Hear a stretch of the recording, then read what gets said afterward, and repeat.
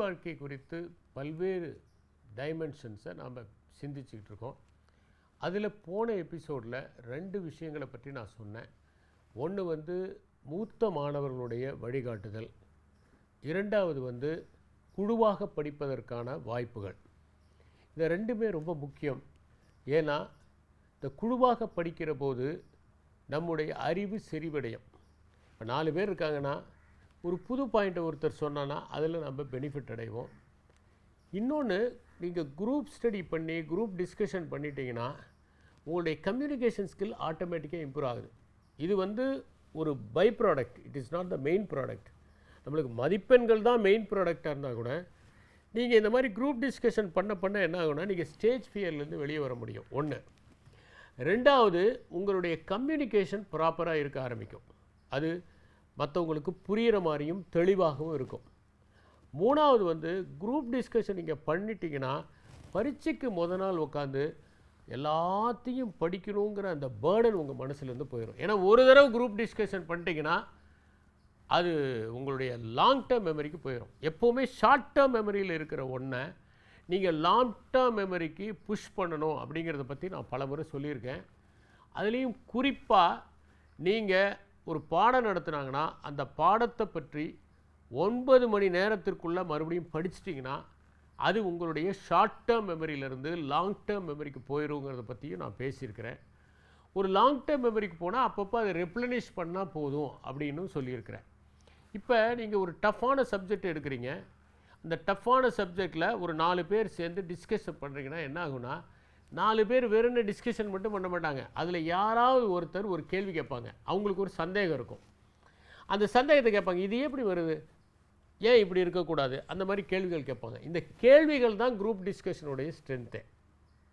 இந்த கேள்வி நம்மக்கிட்டேயும் இருக்கும்.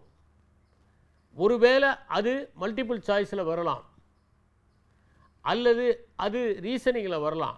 அந்த மாதிரி ஒரு கேள்வியை ஒருவர் கேட்கும்போது அதற்கு விடை தருகிற போது என்ன ஆகும்னா நம்முடைய அந்த அறிவு பரந்த அறிவாக மாறுகிறது. நாம் மட்டுமே படிச்சுட்டு இருக்கும்போது ஒரு குறுகிய எல்லையில் இருக்கிற அந்த அறிவு 4 பேர் சேர்ந்து பேசும்போதும் விவாதிக்கின்ற போதும் பகிர்ந்து கொள்ளுகிற போதும் குழுவாக படிக்கிற போதும் விரிவடைகிறது. இன்னொன்று, இந்த மாதிரி நீங்கள் படிச்சுக்கிட்டு இருந்தீங்கன்னா உங்களுக்கு அந்த சப்ஜெக்ட்டு தேர்வுக்கு முதல்ல அப்படியே ஒரு புரட்டிட்டு போனால் போதும். பயமும் இருக்காது, பதட்டமும் இருக்காது. நீங்கள் அந்த சிலபஸில் இருக்கிற எல்லாத்தையுமே நீங்கள் டிஸ்கஸ் பண்ணிட்டீங்கன்னு வச்சுக்கோங்க, த்ரெட் பேராக. இப்போ நீங்கள் வந்து ஒரு மந்த்லி டெஸ்ட்டுக்கு உட்காந்து நீங்கள் ப்ரிப்பேர் பண்ணுறீங்க. அதில் த்ரெட் பேராக எல்லாத்தையும் நீங்கள் டிஸ்கஸ் பண்ணிட்டீங்கன்னா அதுக்கப்புறம் செமஸ்டர் வருகிற போது பார்த்தீங்கன்னா சும்மா புரட்டினா போதும். அந்த ஒரு செறிவையும் ஒரு திமிஸ்கட்டையை வச்சு அடித்த மாதிரி ஒரு கன்சாலிடேஷனையும் கொடுக்கறது இந்த குரூப் டிஸ்கஷன். இப்போ யாரோட குரூப் டிஸ்கஷன் வச்சுக்கலாம்னா ஒவ்வொரு சப்ஜெக்டில் ஒவ்வொருத்தர் மேன்மை அடைந்தவர்களாக இருக்கணும். எல்லோரும் ஒரே லெவலில் இருந்தோம்னா சரிப்பட்டு வராது. ஒரு சப்ஜெக்ட் ஒருத்தருக்கு நல்லா வெல்வெஸ்டாக இருக்கணும். அந்த மாதிரி நம்ம சேரணும். குரூப் டிஸ்கஷனை படிக்காமல் போய் உட்காந்தா பிரயோஜனம் கிடையாது. குழுவாக படிக்கணும்னு நீங்கள் நினச்சிங்கன்னா நீங்களும் அதை படிச்சுட்டு போகணும். அப்போ தான் அந்த குரூப் டிஸ்கஷன் பலன் உள்ளோம். எப்படின்னா ஏற்கனவே படித்ததை திடப்படுத்துவதற்கும் திண்மைப்படுத்துவதற்கும் செறிவாக்குவதற்கும் இந்த குழுவாக படித்தல் உதவியாக இருக்கும். அதனால் என்னென்னா நீங்கள் குரூப் டிஸ்கஷன் படிக்கிறதுக்கு முன்னாடியே ஓரளவு படிச்சிடணும். அப்போ நீங்கள் ஒரு பாடம் நடத்துகிறாங்க, அந்த பாடத்தை அன்னைக்கு நீங்கள் படிச்சுட்டு ஒரு மணி நேரம் அன்றைக்கி நடந்த பாடங்களெல்லாம் டிஸ்கஸ் பண்ணிங்கன்னா போதும். அது உங்களுடைய லாங் டேர்ம் மெமரிக்கு போகிறது மட்டும் இல்லை, அந்த இடத்துல it will stay for a long time. அடுத்தது முக்கியமானது என்னென்னா, இந்த மாதிரி ஒரு விடுதி வாழ்க்கையில் இருக்கிறவங்க கிவ் அண்ட் டேக்கோடு இருக்கணும். ஏன் பொருள், இதை நான் யாருக்கும் கொடுக்க மாட்டேன் அப்படின்னு இருக்க முடியாது. நிறைய நேரங்களில் பார்த்திங்கன்னா விடுதியில் ஒரு மாணவர் ரெக்கார்டு எழுதுவார். அந்த ரெக்கார்டை பல மாணவர்கள் கை மாறும். அவங்க அதை பற்றி கவலையே பட மாட்டாங்க. ஒரு கவிதை புத்தகம் வாங்கிட்டு வந்திருப்பாங்க, அவங்க படித்து முடிச்சுட்டு பல மாணவர்களுக்கு கை மாறும். ஒரு நல்ல புத்தகம், ஒரு கதை புத்தகம் வாங்கிட்டு வந்திருப்பாங்க. கதை புத்தகத்தை படித்த உடனே அதை பல மாணவர்கள் வாங்கிட்டு போய் படிப்பாங்க. அது சில நேரங்களில் திரும்பி கூட வராது. படித்தாச்சே அவ்வளோதான் அப்படின்னு. பேனா, பென்சில், சில நேரங்கள் நாம் எழுதின நோட் புக்கு, நம்ம வராத போது நம்முடைய நோட்ஸை வந்து வேறு ஒருத்தர் கொடுப்பாங்க. நாம் வந்து போகாத போது வாங்குற மாதிரி அவங்க கிளாஸுக்கு வராத போது நம்ம நோட்ஸு கொடுத்து உதவணும். இந்த மாதிரி விடுதி வாழ்க்கை ஒருவருடைய மனத்தை விரிவுபடுத்துகிற வாழ்க்கையாக இருக்கிறது. அதில் விடுதி வாழ்க்கையை பொறுத்த வரைக்கும் சுயநலமாக இருக்கிற மாணவர்கள் ஒருபோதும் மின்னி மிளிர மாட்டார்கள். சில பேர்லாம் பார்த்தீங்கன்னா ரொம்ப செல்ஃபிஷாக இருப்பாங்க, யாருக்கும் எதுவும் கொடுக்க மாட்டாங்க, எனக்கு இது பிடிக்காதும்பாங்க, இருக்கிறதையே முள்ள வச்சுக்கிடுவாங்க. எங்கள் காலேஜில் எப்படின்னா, காலேஜ் விட்டு வெளியே போகணுன்னா சைக்கிள் எடுத்துகிட்டு தான் போக முடியும். அதுதான் மோட் ஆஃப் கம்யூனிகேஷன் அந்த காலத்தில். யாருக்கும் டூ வீலர்ஸ்லாம் கிடையாது. ஒரே ஒரு மாணவர் முரளி கிருஷ்ணசாமின்னு ஒரு டூ வீலர் வச்சுருந்தார். அவர் டூ வீலரே யார் கேட்டாலும் கொடுத்துருவார். அப்படிப்பட்ட மனிதர். சைக்கிள் தான். அந்த சைக்கிளை சில நேரங்களில் மாணவர்கள் இன்னொரு மாணவர்கிட்ட பெறுவாங்க. வெளியே போகணுன்னா அவங்களும் கொடுப்பாங்க தாராளமாக. இந்த விடுதி வாழ்க்கையை பொறுத்த வரைக்கும் என்னென்னா, என்னது நான் மட்டும்தான் நுகரணும், நான் மட்டும்தான் அனுபவிக்கணும் அப்படின்னு எந்த வகையிலையும் நினைக்க மாட்டாங்க. சில நேரத்தில் பார்த்திங்கன்னா விடுதி மாணவர்கள் ஃபீஸ் கட்ட பணம் இருக்காது. அப்போ இந்த மாதம் ஃபீஸ் கட்டணும், 10ஆம் தேதிக்குள்ளே கட்டணும் ஹாஸ்டலுக்கு அப்படின்னா, உடனே மற்ற மாணவர்கள்லாம் என்ன பண்ணுவாங்கன்னா, ஆளுக்கு 50-50 ரூபா போட்டு, இந்தாங்க நீங்கள் போய் 500 ரூபா கட்டிட்டு வாங்க அப்படின்னு அந்த மாணவருக்கு கொடுப்பாங்க. இந்த மாதிரியான ஒரு பரோபகாரம் விடுதியில் இருக்கும். நமக்கு உடம்பு சரியாக இருக்குது, நாம் ஏன் உடம்பு சரியில்லாதவங்களை கவனிக்கணும், அந்த எண்ணம்லாம் இருக்காது.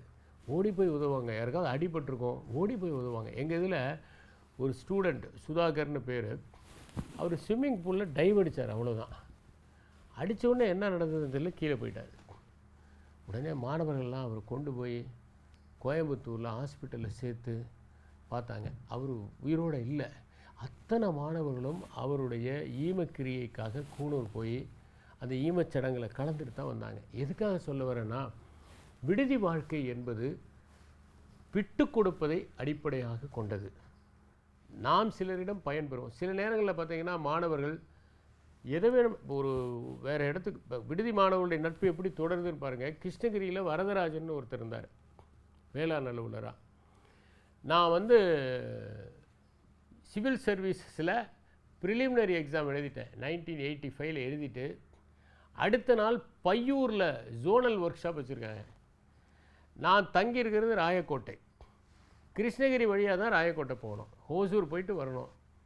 இப்போ நான் கிருஷ்ணகிரியிலேருந்து ஓசூர் போயிட்டு ராயக்கோட்டை வந்துட்டு வர்றதுக்கு பதிலாக நைட்டான ஜேர்னி, நான் கிருஷ்ணகிரியிலே இறங்கிக்கிட்டா டைமை சேவ் பண்ணுறது மட்டும் இல்லை, அடுத்த நாள் காலையில் 6 மணிக்கு பஸ்ஸை பிடிச்சா கிருஷ்ணகிரியில் ஒரு டேம் இருக்குது, அங்கே இந்த வரதராஜன் அவர் எனக்கு பழக்கம். அவர் என்னோட படித்தவர் அல்ல, எங்கள் பேட்சில் படித்தவர். அவர் அண்ணாமலை பல்கலைக்கழகத்தில் படித்தவர். நாங்கள் என்ன பண்ணுறோம், ஆனால் எல்லாருக்கும் பரிச்சயம் உண்டு, அக்ரினாலே ஒரு பரிச்சயம் உண்டு. நான் என்ன பண்ணேன், கிருஷ்ணகிரியில் இறங்கிட்டு என்ன பண்ணுறது, 6 மணி வரைக்கும், 3 மணிக்கு இறக்கி விட்டாங்க. 6 மணி வரைக்கும் நான் என்ன பண்ண முடியும், ஒன்றும் பண்ண முடியாது. அங்கே ஒரு ரெஸ்டாரண்ட் ஒன்று இருந்தது, வாணியம்பாடி ஹோட்டல்னு. நம்ம ஊரில் ரெஸ்டாரண்ட் ஹோட்டல் 2 ஹோட்டல் தான். அதனால் அங்கே போய் ஒரு டீ சாப்பிட்டு உட்காந்துருந்தேன். மணியை பார்த்தா அந்த டீயை மெல்ல மெல்ல சாப்பிட்டாலும் மணி 3:30 தான் ஆகுது. இன்னும் 2.5 மணி நேரம் எப்படி உட்காந்துருக்கிறது. கொஞ்ச நேரம் கழிச்சது ஒரு 4 மணிக்கு இன்னொரு டீ கொடுங்கண்ணே. அந்த பாய் என்னை ஒரு மாதிரி பார்த்தாரு. ஒரு டீ கொடுத்துட்டு, என்ன சார் எங்கே போகணும் இப்படி உட்காந்துருக்கீங்கன்னு. நான் சொன்னேன், அந்த டேமுக்கு போகணுங்க அப்படின்னு. அது 6 மணிக்கு மேலே தானே சார் பஸ் வரும், அது வரைக்கும் இப்படி டீ குடிச்சிக்கிட்டே இருக்க போகிறீங்களா, போங்க பக்கத்தில் ஒரு ரூம் இருக்குது அதில் போய் படுத்துக்கங்க அப்படின்னாரு. அது பெரிய அந்த டைனிங் டேபிள், பெரிய டேபிள், அதில் போய் படுத்தேன். ஆனாலும் பக்கத்து ரூமில் பரோட்டா மாவு பிசைகிறது அது சத்தகத்தெல்லாம் கேட்டுட்டு தான் இருந்தது. பட் பரவாயில்ல, அவர் பெரிய மனசோட அவர் ரெஸ்டாரண்ட்டில் படுக்க சொன்னார். அப்புறம் 6 மணிக்கு எழுந்திரிச்சு ஒரு டீயை சாப்பிட்டு 6:40க்கு பஸ் வந்தது, போனோம். இந்த விடுதி மாணவர்களை பொறுத்த வரைக்கும் நீங்கள் ஒரு முறை விடுதியில் இருந்துட்டிங்கன்னா அதுக்கப்புறம் த்ரூ அவுட் யுவர் லைஃப் பார்த்தீங்கன்னா, நீங்கள் யார் வந்தாலும் ஸ்பேஸை கொடுப்பீங்க, அக்காமடேஷன் கொடுப்பீங்க. சமயத்தில் இந்த மாணவர்கள் என்ன பண்ணுவாங்கன்னா, விடுதியில் தங்கின மாணவர்கள் ஒரு புது செட் வச்சுருந்தாங்க, இதை போட்டு போங்க, இது கசங்கி இருக்குன்னு சொல்லுவாங்க. எல்லா வகையிலையுமே அவங்க உங்களுக்கு ஹெல்ப்ஃபுல்லாக இருப்பாங்க. அந்த மனப்பான்மை இருக்குது, இந்த கிவ் அண்ட் டேக். இப்போ ஒரு உதாரணம் சொல்ல பாருங்க, நான் தஞ்சாவூரில் ஏசி ட்ரெயினியாக இருக்கேன். ஏசி ட்ரெயினியாக இருக்கும்போது என்னுடைய ரூம் ராஜா ரெஸ்ட் ஹவுஸ்னு ஒரு ரூம். அக்ரி படித்தவங்க யார், என்னுடைய ஜூனியரோ சீனியரோ யார் வந்தாலும் நேராக ராஜா ரெஸ்ட் ஹவுஸ்க்கு வருவாங்க. அங்கே இன்னொரு காட் இருக்கும், பெட் இருக்கும், அவங்களும் சேர்ந்து டிஃபன் சாப்பிட்டுட்டு அங்கே தங்குவாங்க, அடுத்த நாள் தான் போவாங்க. அந்த மாதிரியான ஒரு கிவ் அண்ட் டேக் மனப்பான்மையை இந்த விடுதி வாழ்க்கை நமக்கு பெற்று தருகிறது. அதில் என்னன்னா, கொஞ்சம் கொஞ்சமாக உங்களுடைய மனசு விசாலமாகிறது, சுயநலம் குறைகிறது, உங்களுடைய ஆளுமைத்தன்மை அதிகரிக்கிறது. இன்னொன்று என்னென்னா, நீங்கள் நேசிப்புக்குரியவர்களாக ஆகிறீர்கள். எந்த மாணவன் விடுதிக்கு போனாலும் விடுதியிலிருந்து வெளியே வரும்போது அவன் முற்றிலுமாக மாறி வெளியே வருவான். அவன் பார்த்தீங்கன்னா எல்லார்ட்டையும் அன்பாக இருக்க கற்றுக்குவான், எல்லார்ட்டையும் ஃப்ரெண்ட்லியாக இருக்க கற்றுக்குவான், எல்லாருக்கும் உதவி செய்ய கற்றுக்குவான். நான் நிறைய பேரை பார்த்துருக்கேன். எப்படின்னா, யாராவது ஒருத்தர் கஷ்டத்தில் இருந்தால் ஓடி போய் உதவுறத அவங்க கற்றுக்குவாங்க. ஒருத்தர் உதவும் போது மற்றவங்க உதவி தானே ஆகணும். நான் பைஸ்டாண்டர் எஃபெக்டை பற்றி சொன்னேன். அவங்க உதவட்டுமே, இதவங்க உதவட்டுமே அப்படின்னு இருக்கிறது ஒன்று. பட் இது எப்படின்னா, ஒருத்தர் உதவணும்னா எல்லாரும் ஓடி போய் உதவுறது. அந்த யாராவது ஒரு மாணவன் அந்த இனிஷியேட்டிவ் எடுப்பார், நான் போய் உதவுறேன், எனக்கு உதவணும்னு பிடிக்குது அப்படின்ட்டு அவரும் ஓடி போய் உதவுவார். இந்த மனப்பான்மை என்னென்னா அவங்களுடைய வாழ்க்கையில் மிகப்பெரிய தலைமை பண்பாக வரும். விடுதியில் இருக்கவங்க திடீர்னு ஒரு ஆர்கனைஸ் பண்ண வேண்டியதாக போயிடும். அப்போ அவங்க என்ன பண்ணுவாங்கன்னா, ஒரு ஃபீஸ்ட்டை ஆர்கனைஸ் பண்ணோன்னா ஒரு 10 பேர் சேர்ந்து அந்த ஃபீஸ்ட்டை ஆர்கனைஸ் பண்ணுவாங்க. ஒரு கொண்டாட்டத்தை ஆர்கனைஸ் பண்ணோன்னா ஒரு 10 பேர் சேர்ந்து கொண்டாட்டத்தை ஆர்கனைஸ் பண்ணுவாங்க. அப்போ அவங்கள அறியாமலேயே இந்த லீடர்ஷிப் குவாலிட்டிஸ்லாம் வரும். இன்னொன்று என்னென்னா, நான் ஏற்கனவே சொன்ன மாதிரி விடுதியில் இருக்கிற மாணவர்கள் அந்த கல்லூரியில் இருக்கிற மாணவர்களோடு மட்டும் பழகுவதில்லை. ஒரு பெரிய யூனிவர்சிட்டி இருக்குன்னா எல்லா டிசிப்ளினில் இருக்கிறவங்களோடும் பழகுவாங்க. பக்கத்து கல்லூரி இருக்கும், அந்த பக்கத்து கல்லூரியில் அங்கே போய் பார்த்தீங்கன்னா அங்கே இருக்கிற மாணவர்களோடு பழகுவாங்க. இது ஒரு பெரிய ஒரு நட்புறவு ஏற்படுவதற்கான மையமாக இருக்கும். எங்களுக்கு விடுதியில் நிறைய நேரம் கிடைக்கும். சனிக்கிழமை ஆனாக்க மத்தியானத்தோட கிளாஸ்லாம் முடிஞ்சிடும். சாயந்தரமாக ஒரு திரைப்படத்தை திரையிடுவாங்க. அந்த திரைப்படத்தை பார்க்குறதுங்கிறது ஒரு மகிழ்ச்சியான ஒரு விஷயம். அதுதான் பெரிய பொழுதுபோக்கு. எங்கள் ஆடிட்டோரியத்துலேயே அண்ணா அரங்கத்துலேயே அந்த திரைப்படத்தை அவங்க திரையிடுவாங்க. எல்லோரும் போய் பார்ப்பாங்க, சந்தோஷமாக ஜாலியாக இருப்பாங்க, திரும்பி வருவாங்க. சில நேரங்கள் என்னன்னா, நாங்கள் அந்த படத்தை கூட விட்டுட்டு ஒரு பூங்கா கவியரங்கம்னு ஒன்று நடக்கும். எழிலண்ணல்னு ஒருத்தர் நடத்துனார். அந்த பூங்கா கவியரங்கத்துக்கு போவோம். ஆளாளுக்கு ஒரு கவிதையை படிப்பாங்க. அப்படி நிறைய பேர் பழக்கம். இதனால் என்னன்னாக்கா, விடுதி வாழ்க்கையை பொறுத்த வரைக்கும் முதலாவது என்னன்னாக்கா, நீங்கள் கல்வியில் உங்களை தகுதிப்படுத்தி கொள்வதற்கு பலரோடும் சேர்ந்து படிக்கிற ஒரு இயல்பு. ஏன்னா படிக்கிறதுங்கிறதே ஒரு தொற்று மாதிரி. உங்கள் ரூம்மேட் படித்தா உங்களை அறியாமலேயே உங்களுக்கு ஒரு ஃபீலிங் வரும், நாமளும் படிக்கணும், அவர் படிச்சுக்கிட்டே இருக்காரே அப்படின்னு. உங்கள் ரூம்மேட்டு ரெக்கார்ட் நோட் புக் எழுதுனா உங்களுக்கும் நம்ம ரெக்கார்ட் நோட் புக் எழுதணுங்கிற எண்ணம் வரும். மற்றவங்கெல்லாம் உட்காந்து ஒரு புது ப்ராஜெக்டை அழகாக பண்ணாங்க. இப்போ வீட்டில் பண்ணுற மாணவருக்கு ஒரு ப்ராஜெக்ட் பண்ணான்னா அப்படியே பண்ணிட்டு வருவார், அவ்வளோதான். அவருக்கு ஐடியா கிடைக்காது. ஆனால் விடுதியில் என்னென்னா எல்லா ரூமுக்கும் மக்கள் போவாங்க. இவர் எப்படி பண்ணுறாரு ப்ராஜெக்ட்டு, இவர் எப்படி பண்ணுறாரு ப்ராஜெக்ட்டு, இப்படி ஒவ்வொன்றா பார்த்துக்கிட்டே வருவாங்க. பார்த்துட்டு கடைசி அவங்க என்ன பண்ணுவாங்கன்னா, அவங்க ப்ராஜெக்டையும் சிறப்பாக செய்வாங்க. இதுக்கெல்லாம் ஒரு தூண்டுதலாகவும் ஒரு இன்ஸ்பிரேஷனாகவும் விடுதி வாழ்க்கை இருக்கிறது. அதனால் என்னென்னா, விட்டு கொடுக்குற மனப்பான்மை எப்போ வரும்? சில நேரங்களில் டே ஸ்காலர்ஸ் வருவாங்க எங்கள் காலேஜில், நான் இன்றைக்கி கெஸ்ட்டாக உங்களோட இருக்கிறேன் அப்படிம்பாங்க. உடனே இந்த மாணவர் யாருமே ரெஃப்யூஸ் பண்ண மாட்டாங்க. சில வீட்டிலேருந்து வர மாணவர்கள் பெரும்பாலான நேரத்தை விடுதியிலேயே கழித்தது உண்டு. யாருக்கும் அவங்க வீட்டிலேருந்து வர மாணவர்களே தெரியாது. மத்தியானம் வருவாங்க, யாராவது ஒரு ஹாஸ்டல் கூட்டிகிட்டு போய் எனக்கு கெஸ்ட்டுன்னு சொல்லி உட்கார வச்சு அவருக்கு சாப்பாடு வாங்கி கொடுப்பாரு. வேறு ஒரு மாணவர் அவரை கூட்டிகிட்டு போய் நைட்டில் சாப்பாடு வாங்கி அவர் சில நேரங்களில் ரூம்லேயே தங்கிக்குவாங்க. அந்த மாதிரியெல்லாம் ஒரு பரோபகார மனப்பான்மையை வளர்ப்பதற்கு இந்த விடுதி வாழ்க்கை உதவியாக இருக்கிறது. இது பின்னாடி என்ன ஆகும்னா, உங்களுடைய ஆளுமையில் தாக்கத்தை ஏற்படுத்தும். ஒரு லீடர்ஷிப் குவாலிட்டி வரும், ஒரு மெக்னானிமிட்டி, ஒரு பெருந்தன்மை வரும், யாரையும் விரைவாக ஃப்ரெண்ட்லியாக நடத்தக்கூடிய மனப்பான்மை வரும், ஒரு பெருந்தன்மை வரும். நம்முடையதுன்னு இல்லாமல் ஒரு பெருந்தன்மை உள்ள மனிதர்களைத்தான் இந்த உலகம் விரும்புகிறது. சண்டை இல்லாமல், சச்சரவு இல்லாமல் அடுத்தவர்களோடு கை குலுக்குவதற்கு நாம் கற்றுக்கொள்வோம். இன்னொருத்தருடைய பர்சனல் ஸ்பேஸுக்குள்ளே நுழையக்கூடாது, ஒருத்தருடைய இன்டிமேட் ஜோனுக்குள்ளே நுழையக்கூடாது அப்படிங்கிறத நம்ம புரிந்துக்குவோம். அதே நேரத்தில் ஒரு நல்ல நண்பன் எப்படி இருக்கணும் அப்படிங்கிறதுக்கு ஒரு இலக்கணம் என்னென்னா, ஒரு நல்ல நண்பன் அடுத்தவனுக்கு தான் அணிகிற சட்டையை தருவதைப் போல நெருக்கமாகவும், தான் அணிகிற உள்ளாடையை தராததைப் போல விலகியும் இருக்க வேண்டும். சட்டையை கொடுக்கலாம், உள்ளாடையை கொடுக்க மாட்டான். அது மாதிரி இவர்களுக்கு இடையே ஒரு இடைவெளி இருக்கணும். கலீல் கிப்ரான் சொல்லுவார் எப்படின்னா, நீங்கள் கணவன் மனைவி எப்படி இருக்கணும்? Let there be space in your togetherness. நீங்கள் ஒன்றாக இருந்தாலும் உங்களுக்குள் இடைவெளி இருக்கட்டும். நிறைய நேரங்களில் ஏன் பிரச்சனை வருது? கணவன் மனைவிக்குள் வருகிற பிரச்சனை என்னன்னா, ஒருவருடைய இன்டிமேட் ஜோனில் ஒருத்தர் நுழைஞ்சிட்றாங்க, அவங்க ஸ்டெப் இன் பண்ணுறாங்க. அதனால தான் சங்ஸு ஒரு அழகான ஒரு கவிதையை சொல்வார். என்னென்னா, நீங்கள் தெரியாத மனிதனுடைய காலை மிதித்தால் உடனடியாக விலக்கி கொண்டு வருந்துகிறேன் என்று சொல்லுவீர்கள். நண்பர்களுடைய காலை மிதித்தால் நீங்கள் எடுப்பீர்கள், தெரியாமல் பட்டுவிட்டது என்று சொல்லுவீர்கள். நீங்கள் உங்கள் குழந்தையினுடைய காலை மிதித்தால் படபடத்து போய் எடுத்து விடுவீர்கள், ஒன்றும் சொல்ல மாட்டீர்கள். எதுவுமே சொல்லாத அளவுக்கு அந்த உறவு மனத்தளவில் சுருங்குகிற ஒரு உறவாக இருக்கிறது. அதுக்காக வருந்துவதை கூட வெளிப்படுத்த வேண்டிய அவசியம் இல்லை. ஆனால் அந்த வருத்தம் மிகவும் ஆழமான வருத்தமாக இருக்கும். அதனால் என்னென்னா, கலீல் கிப்ரான் சொல்கிறாரு, let there be space in your togetherness. உங்களுக்குள்ளே நெருக்கம் இருக்கணும், ஆனால் அதுக்காக ஒருத்தர் மோதிக்கக்கூடாது. எப்படி இருக்கணும் அப்படின்னா, அவர் சொல்கிறாரு, ஒரு இசைக்கருவியல், ஒரு ஒரு யாழில் அந்த நரம்புகள் 2 நரம்பும் ஒன்றோட ஒன்றா இருக்குது, விலகி இருக்கிறது. ஒரு நரம்பு இங்கே, இன்னொரு நரம்பு இங்கே, விலகி இருந்தாலும் ஒரே இசையை அவை மீட்டுகின்றன. அது மாதிரி உங்களுக்குள் அந்த இடைவெளி இருந்தாலும் நீங்கள் ஒரே இசையை மீட்ட வேண்டும். கணவன் மனைவி ரொம்ப அப்படியே ஒருத்தருக்கு ஒருத்தர் ரொம்ப அப்படியே ஈசிக்கிட்டு இருந்தாலும் அந்த கல்யாணம் நாளடைவில் தோற்று போய் விடுகிறது. அவர்களுக்குள் இடைவெளி, ஒருவருடைய உணர்வுகளை ஒருவர் மதிக்க வேண்டும்.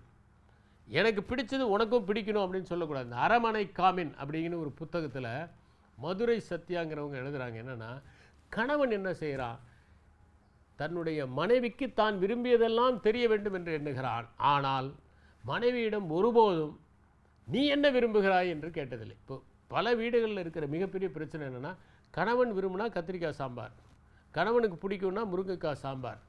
மனைவிக்கு பிடித்தது என்ன என்பதை கணவன் அறிய முற்படுவதில்லைனாரு. அதனால் லெட் தெர் பி ஸ்பேஸ். ஒரு இசைக்கருவியில் 2 நரம்புகள் ஒன்றோடு ஒன்று மோதிக்கொண்டிருந்தால் இசையே வராது, விலகி இருக்க வேண்டும். ஒரு கட்டடம் இருக்குது, அந்த கட்டடத்தை ஒரு பெரிய ஒரு மண்டபத்துக்கு போகிறீங்க, தூண்கள் இருக்குது, அந்த தூண்கள் விலகி இருப்பதனால தான் அந்த மண்டபத்தை தாங்குது. அவர் சொல்கிறாரு, நீங்கள் இருவரும் ஒரு மண்டபத்தின் தூண்களைப் போல இருங்கள். ஒரே மண்டபத்தை தாங்கி பிடிக்குது, அதுதான் கூரையை தாங்கி பிடிக்குது. 2 ஒன்றோட ஒன்று இருந்தால் மண்டபம் இப்படி சாஞ்சிக்கிட்டு தான் நிற்கும் கூரை. 2ம் விலகி விலகி இருப்பதால் தான் அவை அழகாக இருக்கின்றன. அது மாதிரி நண்பர்கள் எப்படி இருக்கணும், அவர்களுக்குள்ள ஒரு ஸ்பேஸ் இருக்கணும். இந்த ஸ்பேஸை யாரெல்லாம் மதிக்கிறார்களோ அவர்கள் விடுதி வாழ்க்கையில் வெற்றி பெற்று விடுகிறார்கள். அதனால் இவர்கள் கொடுப்பார்கள், எடுப்பார்கள், ஆனால் அதற்கு ஒரு வரைமுறை வைத்துக் கொள்வார்கள். எந்த அளவுக்கு நம்ம எல்லையை வச்சுக்கலாம், எந்த அளவுக்கு லிபர்ட்டி எடுக்கலாம். அதாவது நான் உனக்கு அளவற்ற சுதந்திரத்தை கொடுக்கலாம், ஆனால் நீங்கள் அளவாக அதை எடுத்துக்கொள்ள வேண்டும். அதுதான் நட்புக்கான அடையாளம். நான் உங்களுக்கு தேவையானதை விட அதிகமாக தர வேண்டும், நீங்கள் உங்களுக்கு தேவையானதை விட குறைவாக எடுத்துக்கொள்ள வேண்டும். இதுதான் நட்பினுடைய இலக்கணம். அப்போ தான் அந்த நட்பு சிறக்க முடியும். விட்டு கொடுத்தலாம் அதுக்குன்னு எல்லாத்தையும் எடுத்துகிட்டு போகிறதில்ல, பெருந்தன்மையோடு இருப்பது. அந்த பெருந்தன்மை நமக்கு வேணும் இல்லை. கிவ் அண்ட் டேக்னா எதை எடுப்பது அப்படிங்கிறது. நான்லாம் பார்த்துருக்கேன், எங்கள் கல்யாணம்லாம் ஒரு வீட்டில் நடந்துச்சுன்னா, அண்ணனுக்கு கல்யாணம், அக்காவுக்கு கல்யாணம்னா, அந்த ஹாஸ்டல் ஸ்டூடெண்ட்ஸ் எல்லாருக்கும் ஸ்வீட் கொண்டு வருவாங்க அந்த பசங்க. நானே எங்கள் பெரிய அக்காவுக்கும் சின்ன அக்காவுக்கும் கல்யாணம் ஆகும்போது அந்த ஹாஸ்டலில் இருக்கிற எல்லா ஸ்டூடெண்ட்ஸுக்கும் ஸ்வீட் கொண்டு போவேன். எல்லாருடைய அறைக்கும் போய் அதை நம்ம கொடுப்போம், நண்பர்கள் எல்லாருக்கும் கொடுப்போம். ஏன்னா it's a celebration for everybody. அந்த மாதிரியான ஒரு மனப்பான்மை இந்த ஹாஸ்டலில் இருக்கவங்களுக்கு வருது.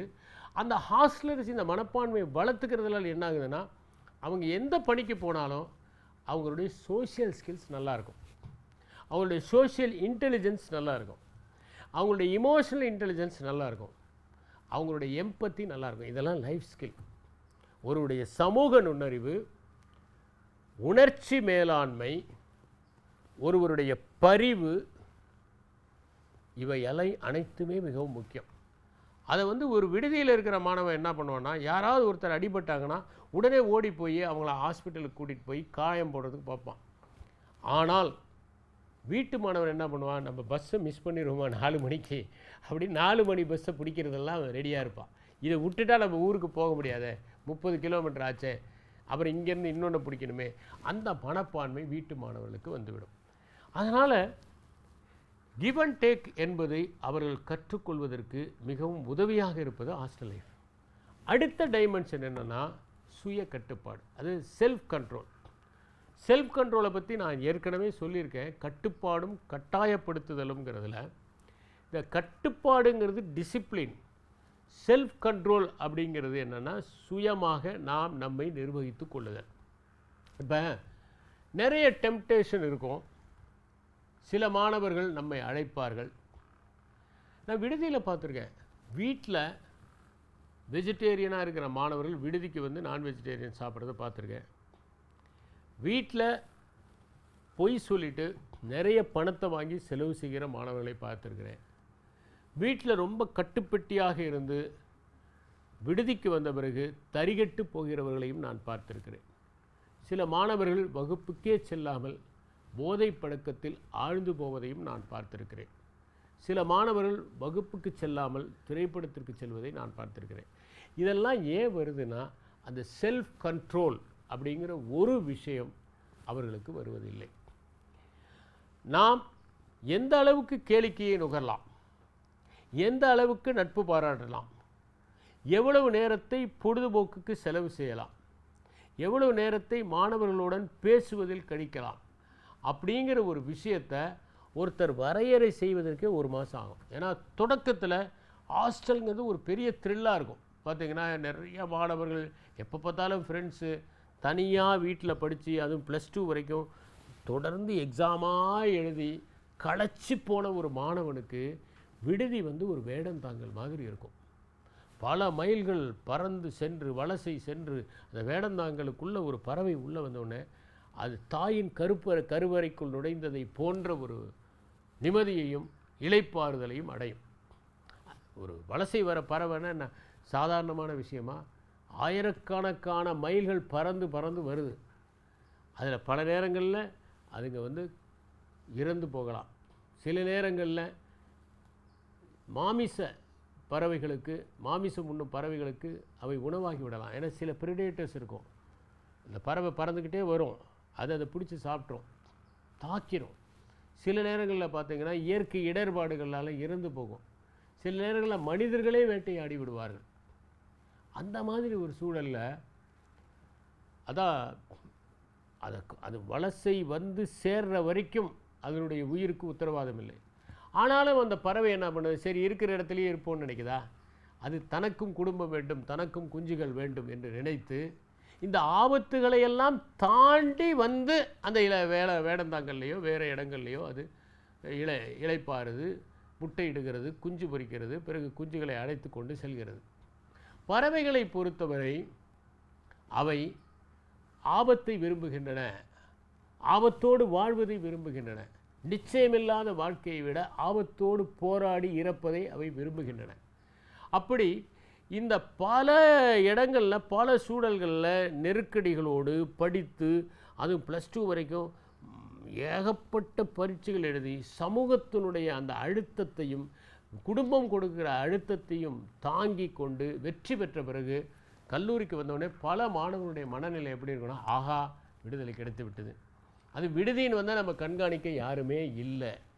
இந்த ஒரு இடத்துல யார் ஒருவர் நியாயமாகவும் சின்சியராகவும் இருக்கிறாங்களோ அவர்கள் வாழ்க்கையில் எந்த கட்டத்திலும் தோற்று போவதில்லை. நீங்கள் வாழ்க்கையில் வெற்றி பெற்றவர்கள் பாருங்கள், அந்த விடுதி வாழ்க்கையில் அவங்க தன்னை வடிவமைத்துக் கொள்வார்கள். நிறைய டெம்ப்டேஷன் இருந்தாலும் எதுக்குமே ஈல்டாகாமல், எதை பற்றியுமே பொருட்படுத்தாமல் தன்னுடைய இலக்கு, தன்னுடைய நோக்கம், இந்த 2 மட்டுமே மனசில் வைத்து ஒவ்வொரு நாளுமே அதை நோக்கி எவ்வளவு நம்ம முன்னேறோம்.